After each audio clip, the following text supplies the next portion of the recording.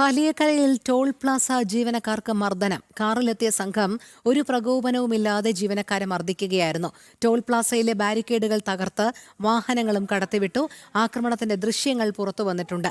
കസേരയിൽ വെറുതെയിരിക്കുന്ന ജീവനക്കാരനെ മർദ്ദിക്കുന്നത് ദൃശ്യങ്ങളിൽ വ്യക്തമാണ്. സംഭവത്തിൽ ടോൾ പ്ലാസ അധികൃതർ പോലീസിൽ പരാതി നൽകി.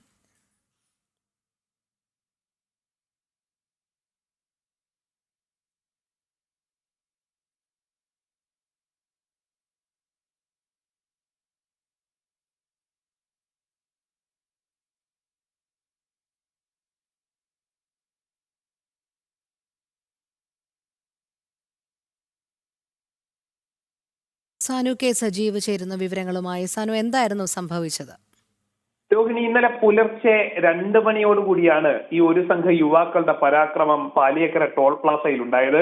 പാലിയേക്കര ടോൾ പ്ലാസയിലെ ജീവനക്കാരനെ, അതായത് ഈ ടോൾ പ്ലാസയ്ക്ക് സമീപം കസാരയിട്ടിരിക്കുകയായിരുന്ന ഒരു ജീവനക്കാരന് നേരെയാണ് ഒരു ഫോർച്യൂണൽ കാറിലെത്തിയ സംഘം അക്രമം അഴിച്ചുവിട്ടത്.